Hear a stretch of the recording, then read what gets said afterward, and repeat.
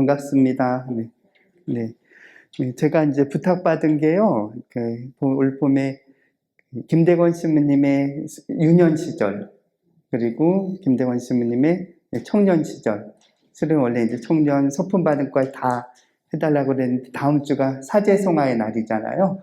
그래서 그것을, 그때는 전체가 모임이 있지 않느냐, 그날은 좀 빠져야 되겠다 했는데, 그날도 할 걸 그랬나 봐요. 내가 그날 빠지는 바람에 신부님들한테 특강을 하게 돼버렸어요. 다음 주에 제가 서울교구 신부님한테 특강을 하는 날로 됐고, 그 다음 주에 김대건 신부님의 청년 시기를 할 거예요. 오늘은 소년 시기, 2주 후에는 3주차 때는 청년 시기, 그걸 중심적으로 하는데, 김대건 신부님 탄생 이전의 유년 시기, 그리고 세계 정세나 그런 배경을 좀 설명해 달라고 해가지고요. 사실 이렇게 준비를 해봤는데, 제가 이제 본당 나갈 때 특강한 이렇게 그림하고 약간 겹치기도 하고 좀 그런 면도 있어요. 근데 김대건 신부님의 김대건 신부님이 탄생하기 위해서 이러한 우리나라에 이렇게 천주교가 특별히 들어왔고, 바로 그렇게 특별한 신자들 안에서 성장하면서 김대건 신부님이 생겨날 수 있었구나, 그렇게 뛰어난 성인이 탄생할 수 있었구나, 이런 걸 함께 배우면 좋을 것 같습니다. 사실 한 50컷 정도 준비를 해갖고 왔는데요, 김대건 신부님 소년 이야기는 한 컷이 나와요. 사료를 근거로 동생이 증언한 자료가 하나 있거든요. 김난식 프란치스코라고 하는 동생이 김대건 신부님의 어린 시절 증언한 자료가 하나 있어요. 그 한 컷 외에는 사실 김대건 신부님 소년 이야기는 알 수가 없어요. 그런데 제가 이제 그 배경을 설명한다라고 생각하고, 다시 한번 한국교회의 배경을 생각한다라고 하면서 들어주시면 좋겠습니다. 한 시간을 채우도록 할게요. 시작 기도로 우리 천주경 주님의 기도, 김대건 신부님도 서품 받고 돌아와서 이 기도를 하셨을 거예요. 우리 신자들이 했던 기도니까. 성부와 성자와 성령의 이름으로 아멘. 하늘에 계신 우리 아비신 자여, 내 이름의 거룩하심이 나타나며 내 나라에 임하시며 내 거룩하신 뜻이 하늘에서 이룬같이 땅에서 또한 이루어지이다. 오늘날 우리에게 일용할 양식을 주시고 우리 죄를 면하여 주심을 우리가 우리에게 득죄한 자를 면하여 줌 같이 하시고, 우리를 유감에 빠지지 말게 하시고 또한 우리를 흉악에서 구하소서. 아멘. 성부와 성자와 성령의 이름으로 아멘. 우리 신자들이 7가지 청원 기도라고 부르면서 바쳤던 기도예요. 지금의 내용하고 또 똑같지만, 사실 이렇게 한마디 한마디 이러한 득죄, 유감, 흉악이라고 하는 단어를 생각하면 우리 신자들이 이런 마음으로 주님의 기도를 외웠구나, 묵주기도 하면서 매개경하면서 다시 한번 생각할 수 있는 계기가 됩니다. 김대건 신부님 탄생 이전에 우리 천주교가 들어왔을 텐데, 그래서 신자 집안 4대가 순교하는 집안에서 4대째 순교하신 분이 된 건데, 어떻게 들어왔을까요? 한국 천주교회는 이렇게 어떠한 일이 벌어지기 위해서는 내적인 변화랑 외적인 변화를 함께 봐야 돼요. 내적으로 나의 변화, 내가 성장하고 청년으로 또 어른으로 성장하는 나의 내적인 변화가 있고, 내가 또 어디로 환경이 바뀌어서 이사 가고 대학 가고 또 직장을 얻고 하는 외적인 변화, 그 외적인 충격을 동시에 배워야 되는데, 우리 천주교가 들어오는 배경 안에서는 이제 성리학의 한계, 실학 사상, 새로운 사상이 생겨나고, 이제 여러 가지 평등한 사회가 변화한다라고 하는 요청들이 이미 조선시대 내부에서 오기 시작했죠. 그리고 외적으로도 더욱더 큰 자극이 되는데, 바로 중국을 통해서 한문으로 여러 과학서적, 천문학 서적, 이런 것들이 들어오면서 이렇게 자극을 받게 되죠. 이렇게 외적인 자극과 함께 내적인 변화의 요구가 결합되면서 한국교회는 서서히 들어오기 시작하죠. 이게 대항해 시대라고 흔히 그럽니다. 이제 조선술과 지도, 항해술, 조선술이 발달하면서 큰 배를 가지고 서양에서 선교를 목적으로 혹은 때때로 경제적인 목적으로, 그리고 이제 식민지 쟁탈전이라고 하죠. 강대국의 제국주의가 들어오면서 다른 나라를 점령하고 식민주의를 만드는 그런 시기가 왔습니다. 그때 예수회는 사실 그런 역할을 하러 만들어진 게 아니죠. 복음을 전하기 위해서 만들었던 거죠, 본래는. 그러나 복음을 전하기 위해서는 어떤 경제적인 힘과 또 국가의 힘이 결합되기 때문에 때때로 본의 아니게 그런 역할 비슷하게 하기도 했죠, 때때로. 그래서 이 용어를, 두 가지 용어를 좀 한국교회사를 하려면 두 가지 용어를 확실하게 알고 계셔야 돼요. 아주 까다로운 용어예요. 잘 아셔야 돼요. 오늘 이제 확실하게 배워두면 좋겠는데, 하나는 빠드로아도라고 불리우는 이 용어고요. 하나는 대목구라고 하는, 교황대리 감목이라고 하는 이 두 용어를 제가 설명해 드릴게요. 알기 쉽게 최대한 설명해 드려볼게요.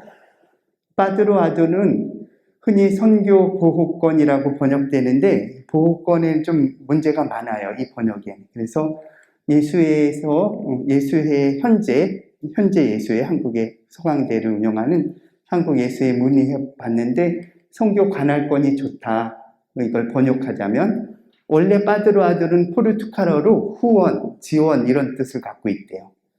그러니까 빠드로아도라고 하는 것은 선교를 나가기 위해서 국가가 후원한다. 아시아 대륙은 포르투갈이 후원한다, 빠드로아도. 스페인은 아메리칸 대륙에 선교를 가는데 후원한다라는 뜻인데, 사실은 독점권을 준 거예요. 저는 독점권이라고 번역하고 싶어요. 그래서 이들에게 선교를 우선적으로 할 수 있는 권한을 주는데, 그 현지에 들어가는 비용을 포르투갈이 내는 대신에 주교를 보낼 때는 포르투갈 국왕의 청원이 있어야 되고, 포르투갈 국왕의 사인이 있어야 됩니다. 승인권도 있어요. 포르투갈 국왕이 사인하지 않으면 그 지역에 주교를 못 보냅니다. 악법이죠, 사실은. 교황님도 그 당시는 못 보냈어요. 저쪽 지역에 주교를 임명해서 보내고 싶은데, 교황청과 연결된 참된 교회를 만들고 싶은데, 이 빠드로아도는 그것이 안 됩니다. 빠드로아도는 스페인과 포르투갈이 세계의 반을 나눠서 아메리카 지역은 스페인이 갖고 포르투갈은 아시아를 먼저 선교하는 독점권을 주는 게 빠드로아도입니다. 대략 아시겠죠? 빠드로아도가 뭔지. 선교, 관할권 이렇게 번역해도 되고요. 요즘엔 선교, 보교권 이렇게 또 많이 해요. 선교를 보호한다 그래서 보교권, 선교 보교권 이렇게 얘기도 하고. 그래서 근데 한 가지 구분을 좀 하실 필요가 있어요. 빠드로아도는 이 시기에 1494년에 토르데시아스 조약에서 맺어져서 이게 생긴 건데, 이 1800년대 아편전쟁 이후에 1842년에 남경조약, 1860년대에 또 천진조약, 여러 조약들이 나오거든요. 조약 이름은 좀 헷갈리는데, 그때 프랑스가 중국하고 맺어지면서 프로텍토라라고 불리우는 선교하는 선교사들을 보호하는 약정을 맺어요. 그거랑은 구분해야 됩니다. 그거를 흔히 보호권, 선교 보호권, 선교 보교권이라고 부르는데, 그건 프랑스가 중국 대륙을 선교하는데 선교사를 보호하는 권한이에요. 그거랑은 조금 구분할 필요는 있습니다. 그래서 1622년에 교황청에서는 포교 성성을 기관을 이렇게 하나의 교황청 기구를 만들면서 직접적으로 선교하는 기구를 만들어요. 그러면서 1658년에 교황 대리 감목이라고 하는 제도를 만듭니다. 이게 파리예방 정교회가 만들어지면서 동시에 시작해요. 그래서 되게 파리예방 시작을 1658년으로 보는데, 알렉산드르 로드라고 불리우는 예수의 선교사가 베트남에 들어갔어요. 베트남에 들어가서 그 로드라고 하는 그 예수의 선교사는 전교를 하면서 그들에게 오늘날의 지금 베트남어를 알렉산드르 로드가 알파벳 집어넣은 거거든요. 그래서 돌아와서 교황청한테 보고하면서 우리가 아시아를 직접 선교해야겠습니다. 교황청에서. 그러면은 근데 문제가 있어. 교황님께서 그러셨겠지. 이 빠드라도 때문에 포르투갈 아시아로 가려면 포르투갈 국왕에 사인이 있어야 돼. 이게 아주 걸림돌이 돼. 그 알렉산드르 로드랑 파리에방이 좋은 방법이 있습니다. 이제 포르투갈 국왕의 허락을 얻을 필요 없습니다. 교황님이 직접 가시면 됩니다. 교황님이 직접 가는 거는 허락 안 받아도 되거든요. 주교를 보낼 때 이 조약에 의해서 포르투갈 국왕의 사인을 받는 거예요. 직접 가시면 됩니다. 어떻게 해요? 대리로 가면 됩니다. 교황님이 한 분이니까 다 직접 갈 수 없잖아요. 교황님을 대리해서, 간목은 주교를 가리키거든요. 교황님을 대리해서 보내는 주교를 가리켜서 교황 대리 간목이라고 부르는 거예요.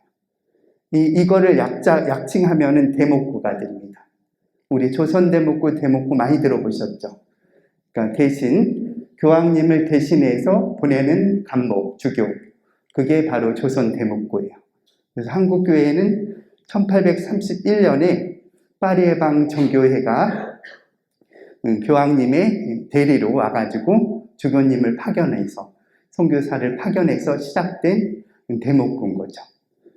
이게 바로 이제 서울교구의 전신이에요. 이 대목구가 그대로 1911년에 대구 대목구 나눠지고, 그리고 또 함흥 20년에 함경도 또 그런 식으로 쭉 나눠지거든요.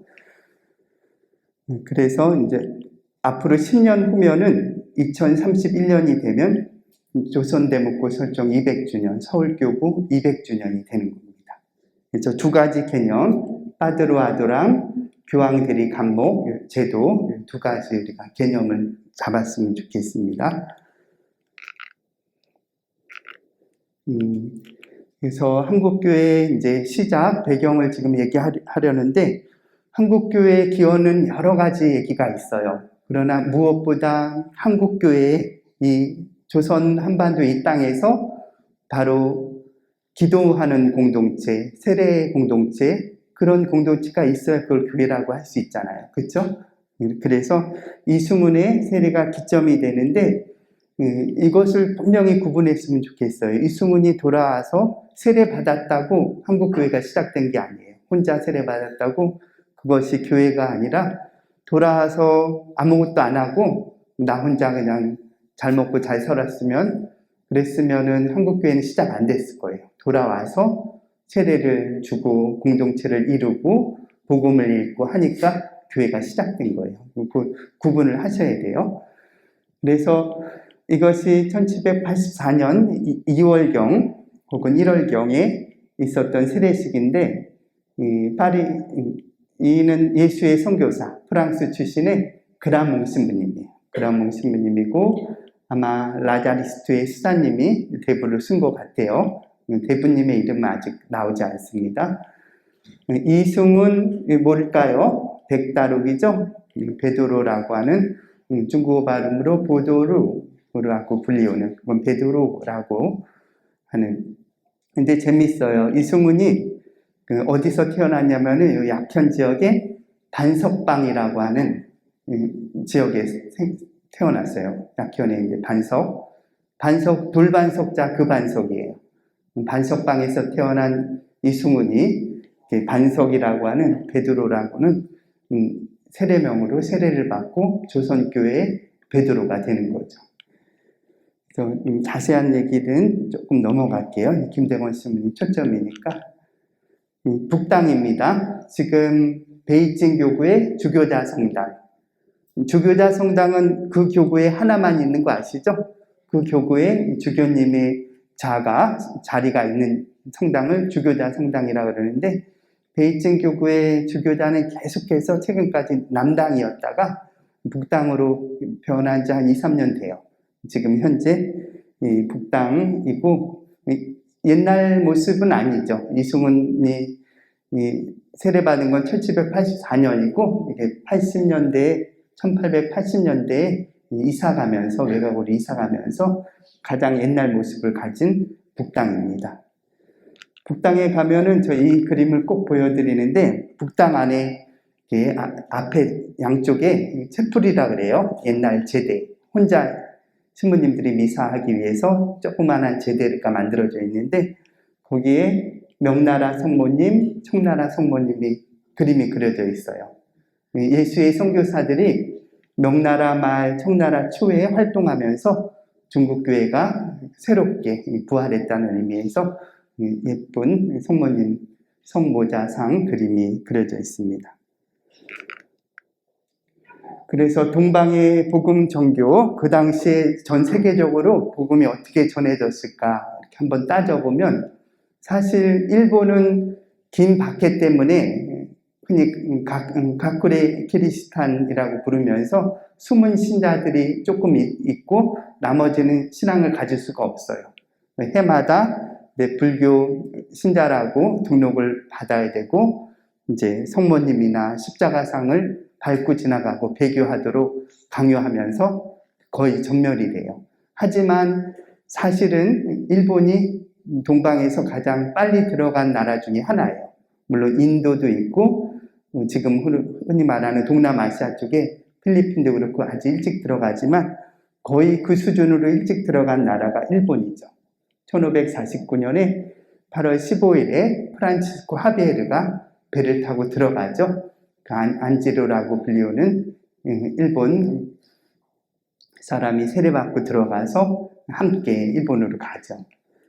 중국은 사실 그 전에 선교사들이 많이 왔지만 실질적으로 선교한 때는 1580년경으로 봐요. 프란치스코 하비에르가 일본에서 3년 선교하고 나서 보니까 중국이라고 하는 거대한 대륙을 복음화시키면 아시아는 다 한자 문화권으로 다 함께 복음화될 수 있겠구나 해서 중국 상천도로 가서 선교하려고 했다가 돌아가셨잖아요. 그래서 그 후에 후배가 마테오 리치, 미카엘 루치에리 신부님이 들어가서 정교를 시작합니다. 이게 1580년대부터 시작되고요. 베트남도 빨라요. 베트남, 필리핀이나 이런 데를 통해서 1534년에 선교사들이 이미 많이 들어가 있었고, 본격적으로 1615년에 예수가 진출을 하게 되고요. 아까 말씀드렸던 알렉산드르 로드라고 하는 신부님이 그들에게 알파벳을 주면서 지금의 베트남어가 그 알파벳을 씁니다. 그래서 알렉산드르 로드 신부님 때부터 이제 파리의 방, 80년대부터 파리의 방이 진출하게 됩니다. 처음에는 이제 예수의 신부님이었죠. 알렉산드르 로드는 파리의 방을 창설한 사람으로 되어 있습니다. 태국도 1567년 샴교구라고 불러요. 샴교구. 1662년 우리 브리게르 첫 번째 주교님이 바로 이 샴교구의 부주교님이었어요. 우리나라 선택 안 했으면 그냥 태국에서 대목고장 지내면서 그냥 지낼 수 있는데, 조선교회의 어려움과 우리 신자들의 열성을 보고 기어코 들어오시려다가 이제 선종하시게 되죠. 한국은 1784년 이승훈 베드로가 우리나라에 세례받고 들어와서 공동체를 이룬 시점, 이때가 한국교회 시작입니다. 이런 식으로 동방의 복음이 전래되고 있던 시점이었고요. 그래서 이승훈은 수표교 인근의 이벽의 집에서 세례식을 열고, 또 이듬해에 빨리 넘어갈게요. 이거 잘 아는 내용들이니까 그 을사추조족발 사건, 그 이듬해에 이벽의 집이 제 생각엔 좁았을 거예요. 공부방, 한양에 공부방 얻어 있었으니까 큰 방으로 이사 갔어요. 큰 집으로. 어디요? 김범우의 집으로 이사 갔습니다. 그러다가 을사추조족발 사건이라고 하는 사건이 벌어지는데, 아주 유명한 사건이에요. 추조의 포졸들이, 금리들이 그 집회가 술 마시고 도박하고 노는 모임인 줄 알고 의심해서 들어가서 보니 그 행동거지가 모두 분바른 얼굴에 청색 수건을 두르고 있었다. 그 행동 모습들이 너무 이상했는데, 그래서 마침내 그 예수님 그림과 그 서책, 천주교 서책과 뭐 십자가상, 성모상, 묵주 이런 물건들을 약간을 추조에다가 압수시켰다, 이런 뜻이에요. 그래서 이 사건 중에 우리가 해석 못할 게 없어요. 근데 조금 까다로운 게 있어요. 도대체 왜 분을 발해놨을까? 그 남자들 모임 한 20, 30명 모였던 것 같은데 분 바른 얼굴에 청색 수건을 이렇게 이 벽에 머리서부터 무릎까지 쫙 들이고 있었대요. 도대체 뭘까?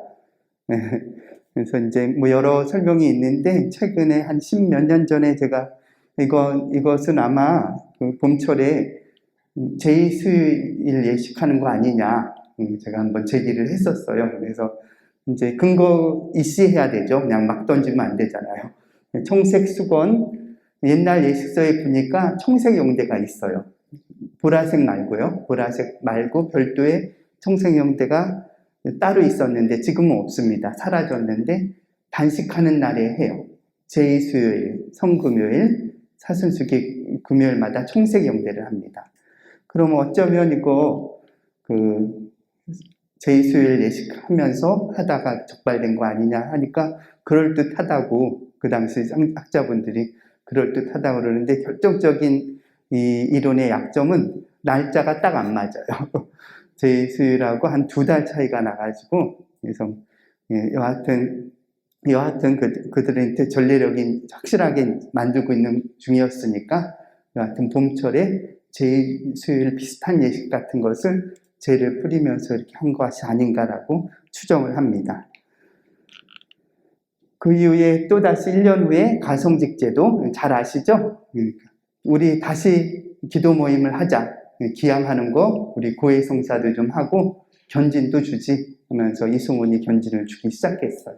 그래서 제가 늘 특강 가거나 할 때 농담 잘하는데 한 달 교리 배우고 2년 만에 견진 주고 주교 역할을 한 사람은 이승훈이 전 세계에 처음이다.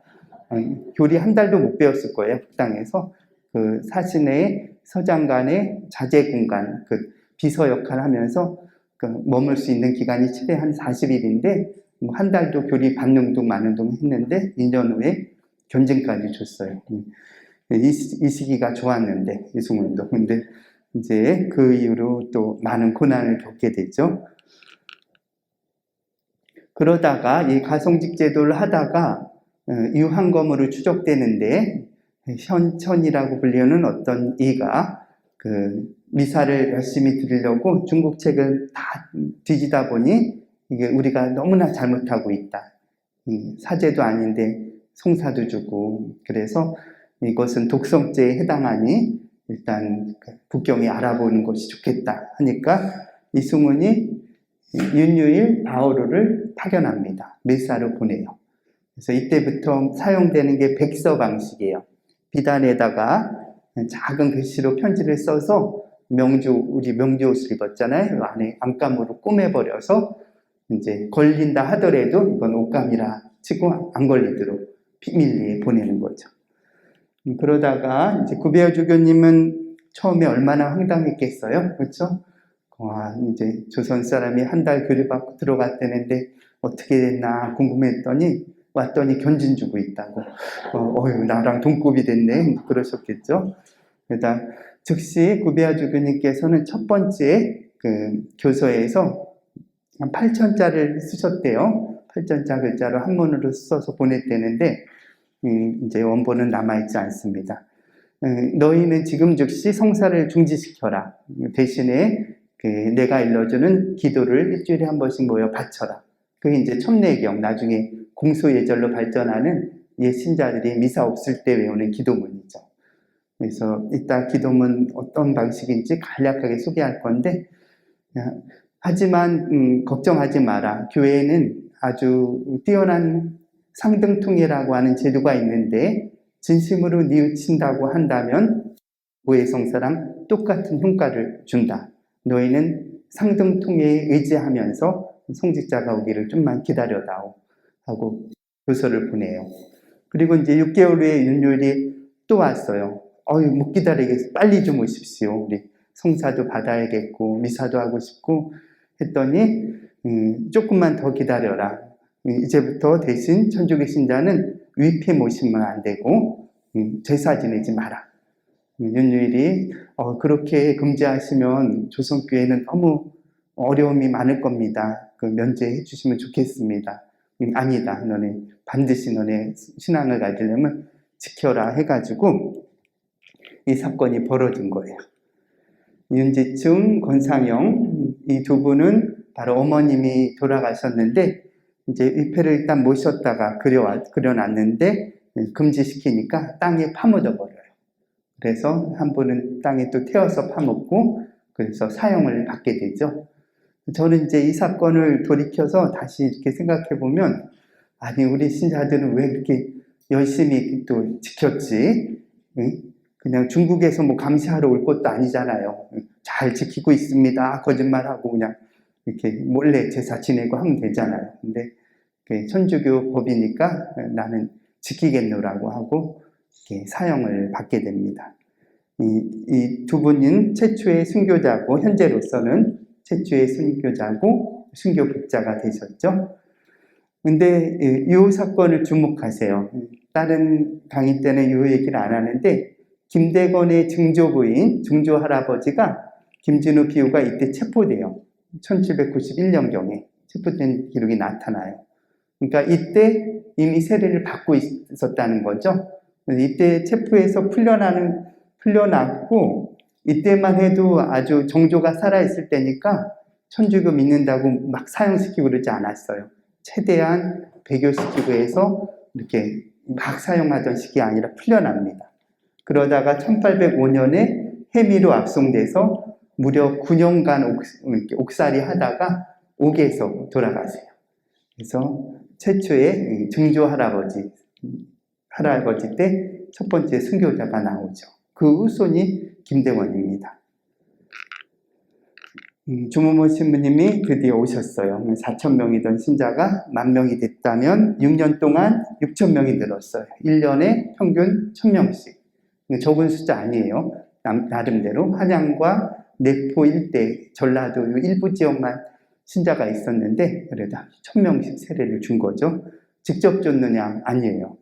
직접 준기보다는 회장을 비롯한 다른 평신도에 의해서 대부분 대세가 많았다라고 추정돼요. 주무모 신부 만나기가 어려웠거든요. 그 이유는 6개월 동안 지금의 가해동 성당 일대 개동에서 최인길 마티아라고 하는 중인이 집을 얻어줬습니다. 그래서 중국어를 통해서 조선말을 가르쳤고 근데 6개월 만에 밀고 당해요. 그래서 최인길이 대신 주무모 신부를 피신시켜주고 자신이 주무모 신부님처럼 해서 끌려가서 또 그날 지왕과 윤율이 또 끌려와요. 다 연루돼서 이들이 주무모 신부님을 데리고 왔다라는 게 다 고발이 돼가지고 3명이 그날 6월 28일 날 포도청에서 맞아 죽습니다. 이 사건을 우리는 을묘 실포 사건이라고 그래요. 실포는 주무모 신부님 체포에 실패했다라고 해서 을묘년 1795년 주무모 체포 실패 사건 이렇게 불러요. 1755년에 이러한 사건이 벌어지고요. 신유박해가 이제 일어나죠. 제가 이제 이 사진을 한번 이렇게 했다가 여기에다가 이벽 사진을 갖다가 붙여놨어요. 그랬더니 어느 신자가 와서 왜 이벽이 거기 가 있냐고 이수문이라고 써놓고 그래서 제가 바꿔놓은 거예요. 지금 그나마 최신 버전입니다. 그래서 어떻게 그걸 또 아시고 얼굴까지 딱 보시고 신자분이 이벽이 아니라고 여기 이벽 그림이라고 해서 티가 좀 나죠. 지금 바뀐 티가. 그래서 주무모 신부님, 이승훈 베드로 이 중에 몇 분이 순교복자세요? 현재 맞춰보세요. 몇 분 순교복자? 한 분 주무모 중국인 순교복자, 정약종 아우구스티노, 강만수 콜룸바. 이 두 분은 지금 이제 하느님의 종으로 시복을 추진하고 있어요. 그래서 그건 이제 다른 기회에 시복 이야기는 하면 좋겠고요. 주무무 신부님이 그 가해동 성당 북촌 한옥마을 인근에 사셔서 가해동 성당이 기념 성당이거든요. 그 일대에서 부활 천미사가 우리나라에서 이루어지고 해서 그래서 중국인 신자들도 열심한 분들은 성지순례 많이 와요. 그래가지고 그래서 주무무 신부님 보러 가해동 성당에 이렇게 많이 오는구나, 가해동 성당 많이 오는구나 했는데 알고 보니까 거기 김태희하고 가수 비가 결혼했다고 그래서 거기 많이 온다는 거예요. 그래서 근데 중국인 신자들도 굉장히 열심합니다. 상해도 북경도 열심한 신자들은 일부러 우리나라 성지순례도 오고, 그래서 주무무 신부님은 이제 앞으로 꽤 중국에서 인기 있다 그러는 게 좀 그렇긴 하지만 이렇게 명망 있는 신교 복자로 계속 유명해지실 거예요. 그래서 이렇게 많은 이들이 순교했고요. 예, 그때부터 천주교는 무부무근이라고 하는, 아비도 없고 임금도 없는 사악한 종교라고 하는 편말이 붙여요. 결정적인 원인이 이제 황사영 백서가 군사라도 와서 조금 위협을 가해주면 좋겠다. 막 중국인 신부님 죽이지, 그렇게 뛰어난 평신도들 다 죽이지. 그러니까 정조가 죽고 나니까 어떤 균형이 무너진 상태에서 너무나 법도 없는데 막 몰아서 사람을 죽이니까 너무나 답답한 나머지 그런 한 줄을 쓰는 바람에 천주교는 무분무근이다라고 하는, 그러나 천주교는 그렇지 않았어요. 우리는 큰 임금, 그리고 큰 부모를 모시는 참된 생명의 주인을 모셨던 분이다라고 증거를 했던 거죠. 요 김종환 안드레아 작은 할아버지예요. 친할아버지는 아니지만 김대건 신부님은 제 개인적으로는 이 작은 할아버지의 영성을 물려받았어요. 실제로 안드레아 본명을 작은 할아버지에게서 땄을 거라고 그렇게 보고 있고요. 그래서 1816년에 관덕당, 지금 관덕정이나 이름 붙였지만 실제로는 관덕당이에요. 원래 이름이. 대구 관덕당에서 이제 사형을 당하시는데 옥중수기를 남깁니다. 저는 순교를 향해 나가는 중이며 감히 마지막 은혜를 바라기까지 합니다. 제가 만일 훌륭한 은혜를 받지 못한다면 어떻게 삼구에 육신 세속 막이죠? 삼구에 대적해 나가겠습니까? 김대원 신부님 마지막 편지랑 내용이 너무 비슷해요. 어쩜 그렇게 할아버지 거를 물려받을 수 있을까 싶을 정도로 영성을 물려받습니다. 그 후에 교우들은 교촌에 뿔뿔이 흩어져서 뜻있는 사람들이 돈을 모아서 북경과 교황청에 편지를 보내요. 북경 주교님 또 교황님께 편지를 보냅니다. 그 편지가 다행히 잘 들어가서 1831년에 아까 말한 대목고 교황 대리 감목을 보내서 브리게리 주교님이 자청하셔서 가게 되죠. 브리게리 주교님 이 한 이야기만 들어도 사실 너무나 감동스러워요. 사실 샴교구에 계속 계셨으면 오히려 익숙하게 편하게 지낼 수 있었는데 편지를 본부에서 받고 조선에 선교하라 그러는데 우리가 보기엔 어렵다. 그러면서 우리는 안 가는 쪽으로 지금 하고 있다 했더니 브리게리 주교님이 무슨 말씀이냐고, 선교사가 부족하다고요? 선교사가 부족한 걸로 치면은 조선이야말로 정말 선교사가 필요한 곳입니다. 내가 가겠습니다. 선교 자금이 부족하다고요? 그렇다면 내가 선교 후원을 내가 스스로 모금하겠습니다. 그리고 거기 들어가기 어렵다고요? 내가 직접 뚫고 그 길을 들어가겠습니다 하고 출발을 하시죠. 그러나 이제 아까 빠드로아드라고 하는 그게 방해를 놔요. 사실은 그 포르투갈 주교님과 신부님이 협조를 잘 안 합니다. 지나가는 길에 우리 나와버리는데 네가 어딜 가려고 그래? 그래서 협조를 못 받다가 조금 방향을 틀고 돌고 하시다가 1835년에 그 서만자 펠리쿠라고 하는 지역에서 돌아가시게 됩니다.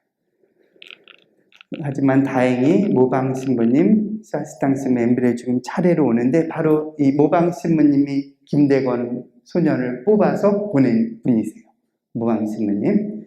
이제 그 김대건 소년 이야기를 해드려야 되는데, 선교사들은 이렇게 2, 3개월간 한글 배우고 선교를 시작했고요. 이 하루 일과예요. 새벽 2시 반에 일어나 미사를 봉헌하고 고해성사 주고, 또 아침에 새벽반, 아침반이 있었나 봐요.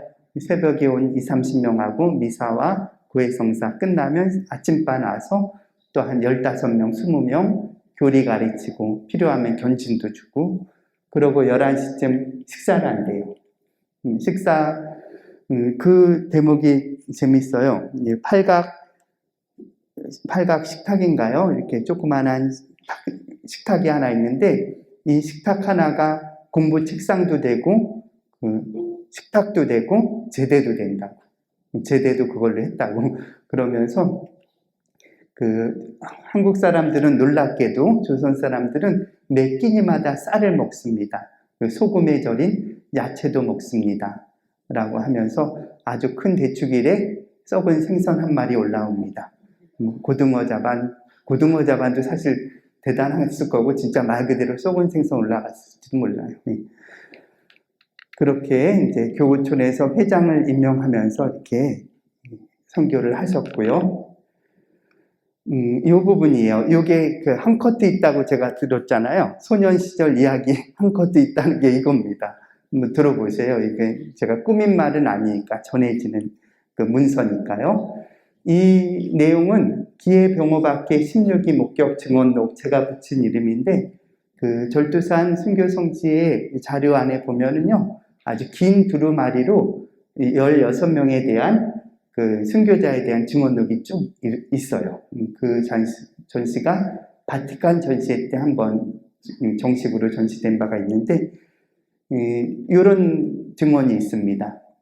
김 신부는 저의 형입니다. 김대건 안드레아 신부님이에요. 본성이 뛰어나 12세부터 남을 가르치기를 즐겨했고, 냉담자들이 마음을 돌리도록 했으며, 기도문 외울 줄 모르는 이가 있으면 대신 해주었습니다. 또한 죽음을 맞이한 자는 힘을 다하여 돌보고, 가난한 자를 만나면 자신의 밥을 나눠줬습니다. 사제가 된 지 경기도에서 1년 정교하고 병원년 7월 26일에 잡혀 치명하였습니다. 라는 내용이에요. 근데 모르겠어요. 그 스승 신부님들 기록에 의하면은 이렇게 뛰어나지 않았거든요. 근데 그거는 이제 나중에 대비를, 이제 형에 대한 기억이니까 조금 더 좋은 기억이고, 이제 순교자 신부였던 형에 대한 기억이 담겨져 있습니다. 근데 이 기록 안에는 아주 특별한 재미난 이야기가 하나 들어가 있어요. 이 내용인데, 이건 별도로 설명해 드리고 싶은데, 모방 신부가 주교의 명을 받아 훈배 성사를 직전하기 위해 수리산에 내려갔는데, 이 수리산은 최양업 신부님 아버지 최경환 프란치스코가 회장이었죠.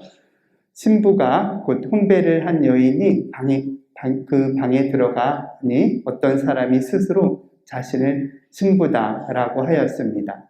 이에 모방 신부가 내가 주교명을 받고 왔는데 너는 웬일이냐고 하자 그 사람이 나도 혼배시켜주러 온 신부다 라고 도망갔대요. 모방 신부가 이 일을 주군님께 알렸습니다. 무슨 얘기인지 알겠어요? 혼배주러 방에 들어갔더니 웬 이상한 남자가 이렇게 해서 누구냐 그랬더니 자기가 신부다는 거예요. 무슨 얘기냐고, 내가 주교님 명을 받들어서 혼배주러 왔는데, 그러니까 나도 혼배시켜주러 온 신부다고 도망갔다는데, 이 이야기가 단순히 여기에만 나오지 않아요. 다른 여러 교회 자료에 이 이야기가 등장합니다. 그래서 앵베르 주교님은 이것은 어떤 마귀의 장난이나, 모르겠어요. 이 사건이 어떤 사람이 사기치기 위해서 그런 걸 둔갑을 한 건지, 실제로 어떤 마귀의 장난에 의해서 그 환상으로 이렇게 나타난 건지는 결론 내리기가 어려운데, 앵베르 주교님은 이 사건을 듣고 이렇게 마귀의 유혹들이 많으니까 너희 교우들을 정말 조심해야 된다라고 그런 명령을 내립니다. 이게 이 사료에만 나타나지 않고요. 여러 사료에 이게 등장하는 거 보면 이러한 사건이 그 교우촌에 수리산 교우촌 일대에 있었다는 거예요. 그래서 이러한 자료가 있고요. 이 마귀의 시험이나 어떤 장난이 아니었나 이런 생각이 들고요. 김대건 신부님은 이렇게 세 소년이 출발해서 가게 되죠. 몇 분 정도 남았어요? 제가 시계를 안 갖고. 20분? 그 출발하기 전에 신학생 서약을 했어요. 한번 그 서약합니다. 대답해 보실래요? 제가 질문할 테니까 한번 소년이 돼서 15살 소년이 돼서 대답을 해보세요. 너는 나와 조선 포교지의 나의 후계자들에게 순명과 복종을 서약하는가? 너는 나와 조선 포교지의 나의 후임 장상들에게 장상의 허락 없이 다른 수도회나 장상이 지정한 장소 외에 다른 장소로 가지 않을 것을 서약하는가? 이렇게 두 가지 질문으로 서약을 했어요. 그래서 모방 신부는 이렇게 성경 앞에서 이 최야고보와 황안 아들, 또 경기도 남양태생인 최방직어, 또 최토마, 그리고 김안드레아의 서약을 받았다라고 한 라틴어로 써 있는 자료예요. 이제 번역된 거지만. 근데 그들이 도착을 했어요. 12월 3일 출발해서 마카오에 6월 7일 날 도착했습니다. 도착했는데 안타깝게도 그 세 소년 중에 제일 뛰어난 청년이 11월 27일 날 먼저 세상을 떠나요. 그 내용이에요. 그는 식사 동안 이 편지에는 어떻게 나오냐면 세 소년 중에 가장 뛰어나고 장래가 촉망된 아이가 갑작스럽게 세상을 떠났습니다 하면서 이렇게 나와요. 그래서 식사 동안 그는 성경을 알아듣게 낭독하였습니다 하면서 그라시아스 빠뜨리 신부님 감사합니다 하고 말하였습니다. 이어 그는 그의 고상을 입에 갖다 대고 착한 예수, 착한 천주를 열심히 되풀이하였습니다. 성스러운 젊은이는 천주님 곁으로 가기 위해 조용히 숨을 거두었습니다 하고 동료 중에 최방제 프란치스코 하비에르는 최형 베드로 성인의 그 친동생입니다. 최형 베드로는 모방신부의 복사로 있으면서 혼배하고 나중에 이제 기회박해 때 이렇게 좀 도망 다니다가 김대건 부제를 만나서 배를 타고 소품식에 함께 갔다가 20년 동안 온 교회의 모든 봉사를 다 하고 마지막에 한양에서 판각 작업을 하다가 순교하신 분이거든요. 그래서 한 살 정도 더 많았다고 해요. 한두 살. 최방제 프란치스코가 김대건, 최양업보다 한두 살 더 많았을 거라고 추정을 하고 있습니다. 앵베르 주교님 편지 보고서예요. 나의 그 첫 번째 관심사는 바로 교회 학문을 가르쳐주기에 합당한 사람들을 뽑는 것입니다. 파리 해방 정교회가 선교지에 가서 가장 우선시하는 첫 번째 일이 뭐냐면은 그 현지에서 사제가 될 사람을 잘 뽑아가지고 양성시키는 게 첫 번째 임무예요. 그래서 들어가자마자 모방 신부님이 바로 2월 달에 최양업, 3월 달에 최방제, 김대건은 좀 늦었어요. 7월에 뽑아가지고 늦게 한양에 들어와서 라틴어 공부를 시작했어요. 그렇게 빨리 막 뽑은 이유는 그들이 첫 번째 일이 사제 양성이라서 그래요. 그래서 우리는 마카오로 보냈지만 그들이 언제 들어갈지 기약이 없다는 거예요. 이제 간지 겨우 1, 2년뿐이 안 됐으니 사제가 되려면 10년도 넘게 걸리니까. 그래서 지금 나는 직접 가르치는데 42세가 된 사람인데 바로 파발꾼으로 모든 선교사들을 안내한 자이며 그 아버지는 1801년 박해 시기에 그리스도를 위해서 피 흘려 순교한 정약종 아우구스티노다. 이런 대목이 나와요. 그러니까 정화상을 가르쳤고요. 또 이수문의 손자인 이제이 토마스 둘을 가르쳤대요. 이 둘에겐 특별히 라틴어를 가르쳐서 지금 아주 유창하게 말합니다. 내가 3년 후에 이 둘에게는 서품을, 사제 서품을 줄 겁니다. 라고 하는 대목이 나와요. 그러니까 정화상은 기회밖에로 순교만 안 하셨으면 우리나라에서 최초의 사제가 되려고 했던 분이죠. 그런 대목이 있고요. 이 부분이에요. 이제 소년에서 청년으로 넘어가는 김대건 신부님. 김대건 신부님 희년에 이렇게 썩 좋지 않은 생활 기록부를 제가 공개한다는 게 조금 마음이 그러긴 한데, 스승 신부님의 그 첫 번째 평가는 이렇습니다. 토마스, 최영업은 계속해서 유리한 상태에 있고 건강만 허락해 주신다면 조선 포교지를 위해서 유익한 모임이 될 것이 확실합니다. 불쌍한 안드레아, 김대건 청년이에요. 어떻게 될지 모르겠습니다. 그의 머리털만 보아도 심각한 두통을 앓고 있음을 알 수 있습니다. 지금의 그의 머리털은 회색이고 희고 누르스만 색 등 온갖 색깔이 섞여 있습니다. 저는 일찍이 이렇게 추한 머리털을 보지 못하였습니다. 뿐더러 그는 판단이 늘 좋은 것은 아닙니다. 그래서 지금 그 론론보이에 임시로 있는 데플레스 책임 신부님은 지금 둘이 너무 수준이 균형이 안 맞는다고 지금 힘들어하고 있다고, 이런 대목이에요. 근데 저는 이거를 성장통이라고 하는 말로 설명해 드리고 싶어요. 김대건 소년은 가장 늦게 뽑혔을 뿐더러 이제 그 안에 마카오의 본부에 있을 때 뭐 이렇게 지붕이나 이런 거 뭐를 대두보로 옮기다가 허리를 또 삐끗했다는 거예요. 그런 중에 키가 많이 자라났대요. 스승들의 증언에 의하면은 그 시기에 많이 자라나면서 여러 가지 몸적으로도 성장통을 겪고, 또 뛰어난 형 하나가 먼저 세상을 떠났죠. 뭐 기후가 맞겠어요. 거기 말라리아에 날씨가 또 얼마나 더워요. 그러한 것들을 극복하는 과정이라고 생각합니다. 앵베르 주교님은 이제 나의 두 번째 걱정거리는 바로 기도문 번역이라는 거죠. 김대건 소녀는 어렸을 때 어떤 기도를 했는지 제가 지금 알려드릴게요. 한국교회에는 처음 한국교회가 시작될 때는 기도를 이런 식으로 했었습니다. 바로 빨간색만 속으로 외워보세요. 제천, 아등, 부자, 아등, 원희, 명연성, 이국, 인격. 이게 무슨 기도가 이러냐. 이게 주님의 기도거든요. 뭔가 했더니 제가 찾아보니까 옛날 주님의 기도예요. 중국어로. 제천, 아등, 부자, 하늘에 계신 우리 아비 신자요.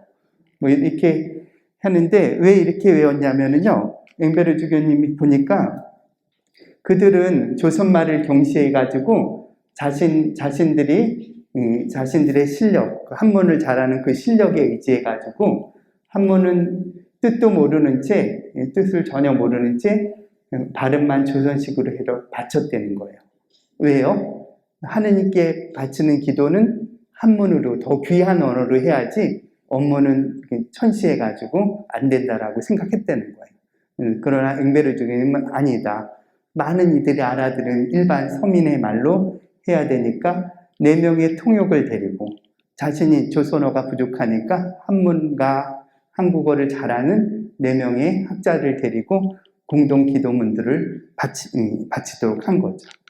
그래서 하늘에 계신 우리 아비 신자여는 바로 1838년에 완성된 겁니다. 그러니까 김대건은 어렸을 때 제천, 아등, 부자 이렇게 외웠을 거고요. 돌아와서 부제 때 와서 개정이 됐구나 하면서 신자들한테 홍보활동할 때 바로 이렇게 하늘에 계신 우리 아비 신자여를 동시에 다 했을 겁니다. 이게 성모송이에요. 그 당시에 우리 성모송 한번 외워볼까요? 야오 마리아 만피에라 지아자. 성모송 같으세요? 이거 보여주면 다들 이게 무슨 기도냐 그러는데 사실 성모송 같아요.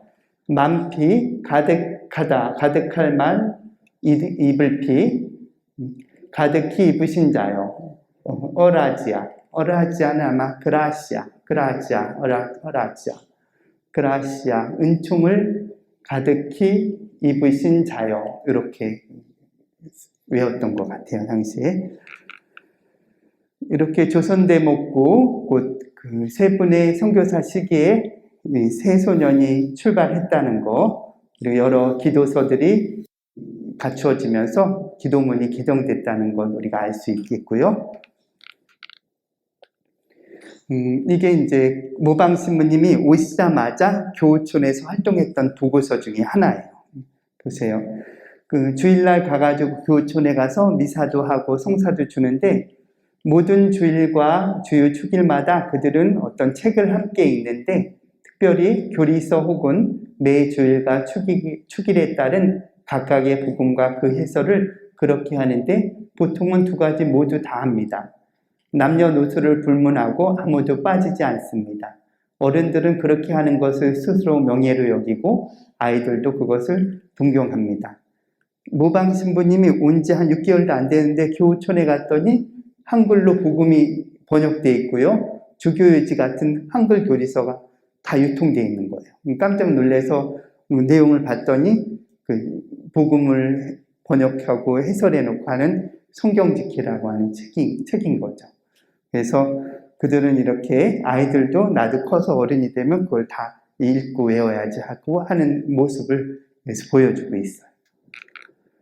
이게 천주강생 성경지체 한문으로 된 복음 해설서인데요. 이런 식으로 한글로 번역해서 이웃시에 가리리아 까나촌에 혼인하는 잔치 있어 예수의 모친이 그곳에 가 계시더니 예수문 제자와 한 가지로 청함을 받아 잔치에 계시더라. 술이 끊어질 즈음에 예수 모친이 저다러니라되 술이 아니 있다 하니 예수 일러 가라사대 여인아 무엇 간섭함이 나와 내게 있나뇨. 가나의 혼인잔치 번역이에요. 성사 요한 제2편 요한복음 제2장에 나오는 내용, 이런 식으로 이렇게 복음만 있는 게 아니라 이 책은 한 대목을 딱 뒤에 떼가지고 한 10쪽씩 주석이 달려 있어요. 대단한 책들을 우리 선조들은 보고 있었던 거죠. 기회박해가 찾아옵니다. 바로 이때 세 분의 선교사, 자신을 선발해 준 모방 신부님의 아버지 김대중까지 포함해서 모두 사형을 받으시죠. 순교하시게 됩니다. 제가 기도 간단하게 소개해 드린다 그랬잖아요. 이걸 간단하게 소개해 드린 가장 큰 이유는 김대원 신부님이 이런 배경에서 성장했고 신학교육 받아서 사제가 된 거죠. 교우촌에서는 이런 기도를 바쳤어요. 축일이나 주일이 되면 공소에 모이거나 각 집의 가장이 집안 사람들과 모여서 기도를 해야 된다는 거예요. 그래서 만약에 기도서가 없으면 어떻게 해요? 기도서 없으면 볼 수가 없잖아요. 그러면은 할 수 없이 대송으로 대신 기도하는 걸로 십자가의 길을 하면 된대요. 그러니까 옛사람들은 정할 게 없으면은 집에서 십자가의 길을 하게 되면 그게 대송으로 의무를 완성시킨 거예요. 근데 기왕이면 이제 십자가의 길도 정 못할 때는 바로 이 방법을 쓰는 거예요. 주님의 기도 두께미. 곧 33번을 외우고 잠깐 쉬어서 묵상한 다음에 33번 한 번 더 외우는 거예요. 66번을 외우는 거죠. 왜 우리 어렸을 때 예전에 33번 주님의 기도 외워라. 예수님 돌아가신 나이거든요. 옛날에 33이 특별한 숫자인데, 근데 사실은 이 기도보다는 오늘날에 저는 대송하라고 할 때 지금 인터넷 다 되지 않느냐, 핸드폰에 그날 복음과 주일 복음 묵상하고 시간이 좀 더 되면은 이제 묵주기도 우리가 5단 하는 정도면 충분하다. 그렇게 보통 일러줘요. 신자들 만나면. 근데 이제 보세요. 원래는 33번 외에도 신자들은 묵주기도 15단을 바치고요. 근데 이게 묵주기도를 못하면은 셋개미니까 99번에 그 묵주기도를 돌리는 거고요. 그리고 글자를 알면은 성경을 읽으래요. 아까 그 긴 내용의 그 성경 적지 않습니다. 한 주간 거니까. 그리고 교리를 배우라는 거죠. 그래서 어떻게 하면 이 기도를 다 해야 돼요. 주일날 정식으로 그 기도서가 있으면 성경부터 해서 쭉 이 기도를 다 해야 끝납니다. 여기 플러스 아까 얘기한 성경지키와 교리서예요. 이거 플러스. 이건 기본 기도예요. 기도서가 없는 게 나아요. 그러니까 기도서 있으면 이거 다 하라는 얘기예요. 기도서가 없는 게. 그래서 실은 제가 이걸 쭉 다 해봤거든요. 한번 호칭 기도를 빼고 해도 1시간 반, 2시간은 죽기 걸립니다. 빨리 막 해도. 그래서 제대로 하면은 성경까지 읽고 하면 3시간, 4시간 걸릴 것 같아서 제가 속으로 차라리 한번 미사 하는 게 낫지. 미사 한번 하는 게 낫지. 기도하다가 나서겠다고 하는데, 그래서 오늘날 이렇게 또 많은 기도를 부과하면 어떨까 싶은 생각도 들고, 순자들이 차라리 가서 미사 하는 게 좋겠다라고 한 3시간짜리 기도를 만들면 그런 생각도 해보는데요. 보세요. 이 초행 공부예요. 당신 앞에 나아가 찬송하려 하오니 당신은 나의 천주요 나의 인자시옵니다. 나를 내시고 구원하신 분이십니다 하고 시작 기도로 이렇게 가벼운 기도를 바칩니다. 이것도 제법 길어요. 시작 기도인데 이렇게 신자들은 기도 중에 항상 7기구라고 하는 7가지 청원 기도를 하는데, 우리 조선 왕조와 정부는 천주교 신자를 받게 했지만 항상 임금과 관리들을 위해서, 이건 나중에 이제 개정된 대한제국 시기로 개정됐기 때문에 이름이 바뀌었는데, 임금과 관리를 위해서 사방이 편안하고 오곡이 풍성케 하소서 하고 매주 기도한 거예요. 임금과 그 박해하던 조선 정부를 위해서 우리 신자들은 이렇게 기도를 했었습니다. 예수 성심송, 올해 예수 이번 달이잖아요. 사랑의 희생이신 마음이요, 우리를 사랑함으로 상하신 이시요, 인생의 마지막 바람이시요, 금세 서러운 이의 위로자시로다 하면서 좋은 내용의 그 기도문이 너무 많아요.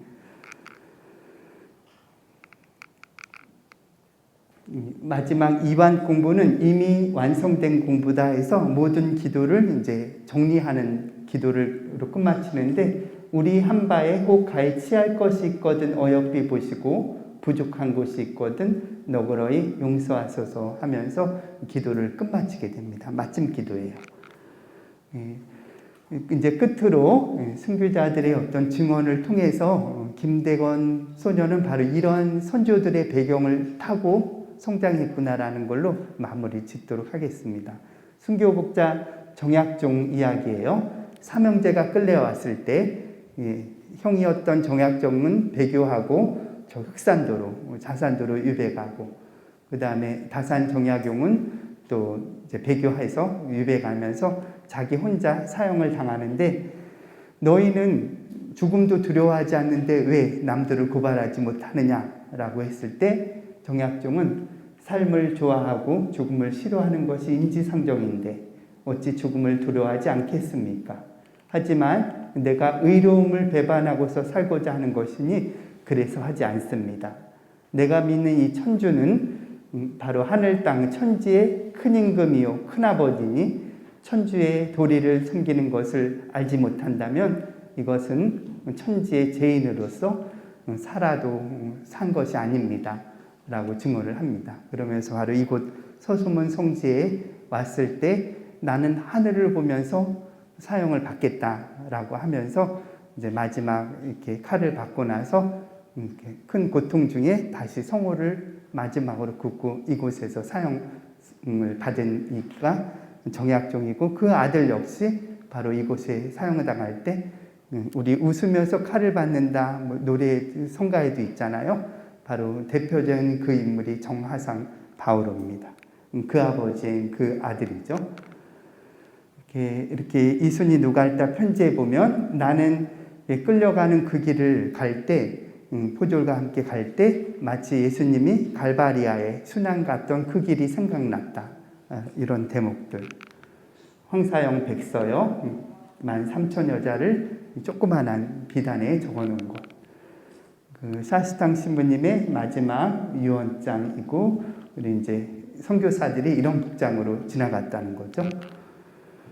우리 시복시성 이게 마지막 커트가 될 텐데, 그 시복시성 우리 이 단계가 있어요. 하느님의 종은 후보자고요. 그리고 이제 가경자는 초기 조사 때 너무나 뛰어나신 분을 교황님이 특별히 선정해서 공경해도 좋다라는 호칭을 줍니다. 최양업 신부님 같은 경우 그런 경우예요. 초기 조사의 편지를 보니까 11년 6개월 동안 그렇게 신자들에게 다가가고 온전히 자신의 몸을 봉헌했던 인물, 일단 공경해도 좋다. 그래서 후보자에서 하나의 기적이 있을 때 복자가 되고요. 다시 복자에서 성인 들어갈 때 최소 한 개의 기적이 생기면 성인이 됩니다. 그래서 보통 성인이 되려면 두 개의 기적이 필요하다라는 것이 바로 여기에서 나오는데, 순교자인 경우는 순교 자체를 하나의 기적으로 봐줍니다. 그래서 복자 때는 기적 없이 바로 그 순교 자체가 하나의 기적이고, 여기서 다시 하나의 기적이 생기면 성인이 됩니다. 이 과정들은 별도의 따로 수업이 필요하고요. 정약종의 마지막 모습이에요. 스스로 존재하시고 무한히 흠숭할 천지만물의 대주제이시니가 당신들을 창조하셨고 보존하십니다. 당신들은 모두 회개하여 근본으로 돌아와야 하고 사형을 받으셨던 거죠. 예, 그래서 오늘은 김대건 신부님의 어떤 소년 시절 배경을 얘기해달라 그래서 한국교회 초기 모습을 중심으로 좀 말씀을 드렸어요. 다음 시간에는 김대건 청년이 이제 어떻게 중간에 여행을 하면서 배를 타고 다니면서 통역을 하면서 시야가 넓어지고 성장통이 완전히 극복됩니다. 그리고 굉장히 많은 활동을 하는데 그 이야기 서품 받고 또 활동했던 그 이야기를 중심으로 정리를 하겠습니다. 성모송으로 마친 기도할게요. 성부와 성자와 성령의 이름으로 아멘. 성충을 가득히 입으신 마리아여, 내게 할례하나이다. 주 너와 한 가지로 계시니 여인 중에 너 총복을 받으시며 내 복 중에 나신 예수 또한 총복을 받아 계시도소이다. 천주의 성모 마리아는 이제와 우리 죽을 때에 우리 죄인을 위하여 빌으소서. 아멘. 성부와 성자와 성령의 이름으로 아멘.